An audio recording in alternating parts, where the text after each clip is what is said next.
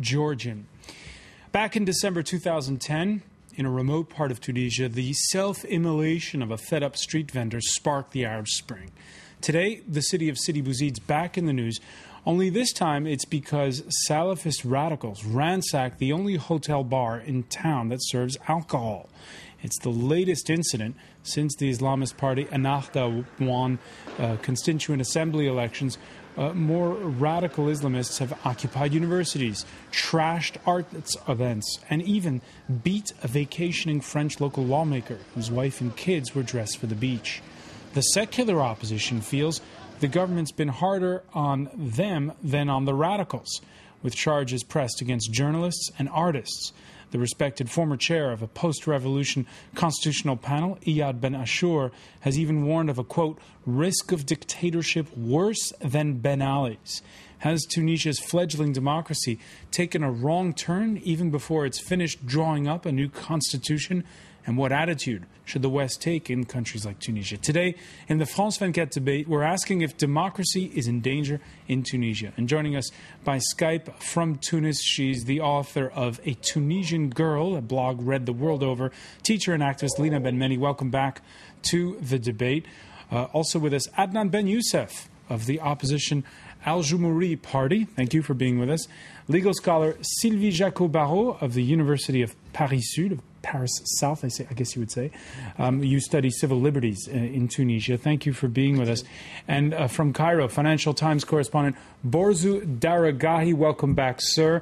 And thanks to everyone for weighing in on the conversation on the France 24 debate Facebook page and on Twitter, where you can find us at François F24. Earlier, the France 24 observers were able to reach the owner of that ransacked hotel in Sidi Bouzid, Jamil Khorshani, who's received death threats, told us he can no longer count on the police and is seriously thinking of hiring private security there. Adnane Ben YOUCEF, being a Tunisian abroad, when you hear that going on inside what is such an important symbol for the not just Tunisia but the whole Arab world, what's your reaction? I'm angry. I'm afraid also a little bit because the risk of clear conflict, but also I think that is natural in that case that this happen and such riots, such demonstrations, such not known groups like Salafists who acts. It's not natural. It's not good. But I think that this is a little bit frightening, but it's normal. All right, a little bit frightening, a little bit part of the growing pains, I suppose, of a new democracy. Missing from this panel, and we tried to reach them, they didn't have an English speaker for us, is, of course, the Ennahda party. Lina BEN MHENNI, the incident of Monday evening in Sidi Bouzid, how frequent have you seen these kinds of things recently?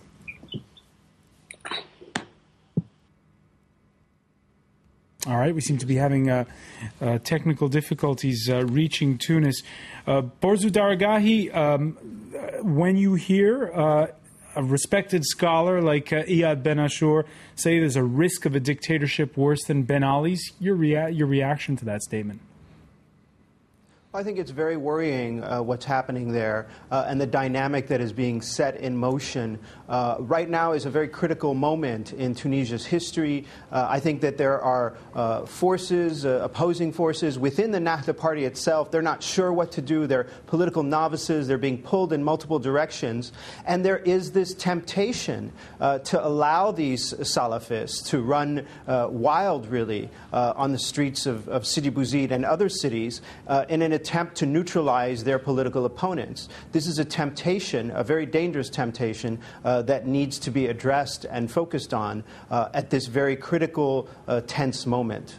You say conflicting forces within Ennahda, but even though Ennahda is in the majority, those that are radical are in the minority in Tunisia. Why are they getting away with it? You know, it's always been this way throughout history when these radical movements take hold and start rampaging in this kind of way. They're probably in the service of more larger political forces. Some people say that these Salafists are pursuing the agenda of certain Arabian Peninsula political interests in terms of transforming the society. But it's always the organized, determined minority that can shape a country, especially if they're willing to break the law and to trample on other people's rights with impunity, and they're not stopped by the authorities. All right, we'll get back to that point in a minute. I just want to set the frame a bit for some of our viewers. Tunisia, the only Arab country where equal rights for women is enshrined in the Constitution. Last month, the government suggesting reviewing that statement to say women are complementary to men. That sparked fury with demonstrations in several cities. You can see some of those images there from last month. Sylvie JACQUOT-BARRAULT, the government then pulled back on after there were that outcry over wanting to change that and sort of put it on the shelf for the time being. Yeah, that's exactly the way they react all the time. I think it's important to understand that it's a situation of crisis. Some people expected, hoped, that after the 14th of January things would go smoothly, but that was absolutely impossible. A revolution has ons and offs, problems, difficulties. The government at the present moment is facing a lot of difficulties. There are very strong social expectations, I'd say demands, especially from the poor areas of Tunisia, which have been forgotten for decades and are very poor. A number of issues which were critical have been set aside, have not met a solution yet, such as transitional justice, the organization of the next elections, which were supposed to take place 1 year after the previous ones. That's right, so October 23rd is supposed to be... 23rd, after that, there's a power vacuum, no? That's a deadline which will not be met, obviously. The Constituent Assembly... So what's going to happen? No one knows. Some people think that the government and the Constituent Assembly will be illegitimate because the deadline was 1 year. So some people say that Ennahda and what they call the Troika, that's the three parties supposedly in power, Ennahda and... two of its coalition allies. Two coalized parties should give up power because they have normally had it for only 1 year. Others say they will go on. The constituent work is very late. A lot of things should have been done and have not been done. So it's a situation of crisis, not only, in terms of public order, but it's a constitutional, political, general crisis. All right, so as you were saying at the outset, this ties into it.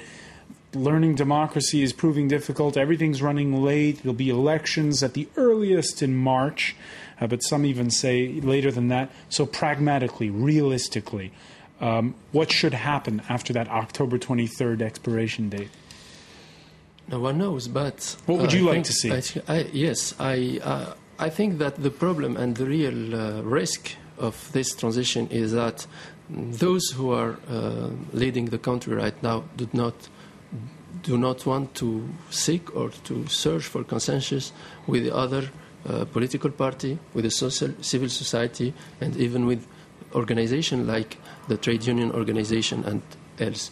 So I think that is the main risk, and what is going on after the date of the 23rd of October is depending on the real commitment to find a big consensus for the transition. And if there is no big consensus for transition, that is the only thing that must make us afraid, worry about what happened in Tunisia. Actually, even those events, what's happening in Sidi Bouzid and many other events are linked to that aspect, are linked to the fact that... To that looming deadline. Exactly. Are linked to the fact there is no clear and big consensus between all the political parties, all the forces to deal with this transition and to make it to the right wing. All right, the Skype gods were not with us the first time around, but I think we have Lina BEN MHENNI now on the line from Tunis. Lina, apologies for that. What would you like to see happen in that sort of no man's land that we're approaching, which is the period between October, when the mandate of the Constituent Assembly expires, and March, when elections are expected to be held? Well, actually, I'm worried about what's going to happen in Tunisia. I'm more worried of having a bloodbath in Tunisia, because the situation is not clear at all. Until now, we don't have the exact date for the elections. They didn't finish the drafting of the constitution. Tunisians started to call for demonstrations starting from October the 23rd because people who are in the Constituent Assembly were supposed to be there for just 1 year. Until now, and until now, they didn't draft the constitution. The date of October the 23rd is too near, and we can't see that they have finished drafting the constitution. When we look at the situation now in Tunisia, there are problems everywhere. But Lina, let me ask you this question, Lina. On your blog, there's quite a lot of bitterness over what's going on right now. You weren't expecting things to go perfectly smoothly when Ben Ali was overthrown. Well, it's true that we cannot change things in a very short period, but until now we don't see a real programs or a real willingness to change things. Instead of dealing with the problems that pushed people to take to the streets to oust Ben Ali, we see that this transitional government is just starting useless debates about religion, about identity. I don't think that Tunisians took to the streets to discuss this. People took to the streets to denounce corruption, to ask for jobs, to ask for a better life, to ask for dignity. These are our real problems. But now when we look at the situation, we see that there are more and more problems. There is shortage in water, shortage in electricity. Life is more and more expensive. We see that even the wounded of the revolution are either dying or are trying to commit suicide because they didn't had the appropriate care. The situation is really hideous. It's horrible. Yeah, and I don't see a political willingness to change things. Is it worse now than under Ben Ali? Well, when it comes to the shortage in water and electricity, yes, the situation is worse. I'm not saying that that I wish to see Ben Ali here again. No, I'm happy that Ben Ali is gone. We don't need another Ben Ali. We don't need another dictatorship. But when we see the oppression of this new government, I'm really worried. When we see all of these attacks on personal freedom, on freedom of speech, on freedom of press, I'm really worrying. All right, and we can talk about those attacks on the freedom of speech. The head of Tunisia TV behind bars, charged with, quote, illegal use of Tunisian state television resources during Ben Ali's rule. Sami Ferry, however, believes it's more a case of sense of humor failure over Tunisia's equivalent of the satirical puppet show Splitting Image. أحسن لك صدقني يا معارض ويا جماعة عنقني سيد النهضة وابعد خلي تواصلها سيد النهضة راك صفر فاصلة. And in this case, his defense finding justice unusually swift.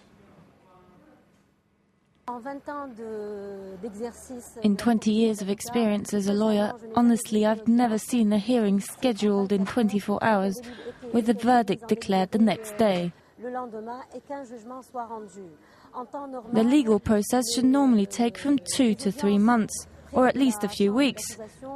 But this wasn't the case. All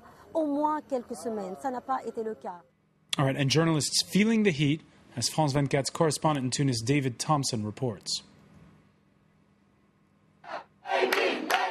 Taking their protest to the halls of the Tunisian assembly. These journalists expressed their frustration with the government's nomination of a former police chief as the director of the state-run media group, DASABA. They accused the government of trying to control the media. The problem is that the government wants to get their hands in the media. We all understand it's a conspiracy. After DASABA, they're going to begin taking control of all Tunisian media. A tense meeting follows between striking journalists and the vice president of the Tunisian assembly. She repeats the government's goal of cleaning the media of former supporters of the regime. The word clean is a bit strong, but we need to shed light on corrupted people in this sector.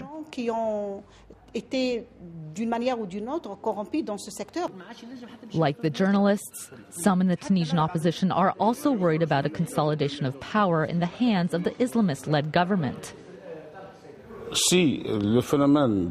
If this concentration of power continues, there will be good reason to be worried about the future of the country. We're facing a situation where some are trying to install a dictatorship. The new Tunisian government has replaced almost all the directors in the public media sector. Tensions between journalists and the government are expected to intensify ahead of upcoming elections. And Human Rights Watch on Monday putting out a communique denouncing curbs on freedom of the press in Tunisia. Were you expecting this, Sylvie JACQUOT-BARRAULT? Yes, I think so. It's like for the problem of women you were talking about a moment ago. Ennahda presses forth a number of ideas and waits for the reaction. And if the civil society reacts strongly, then they withdraw. And then they come back again, as they did with the insertion of the Sharia in the constitution. And we have permanently, daily, problems like this with the artists. So artists have been indicted and they might even go to jail for 5 years just for producing artistic stuff in La Marsa. So all the people who look carefully at the problems of civil rights and human rights are worried. Are very worried. We're going to come back and pick up on that point. Stay with us. You're watching the France 24 debate.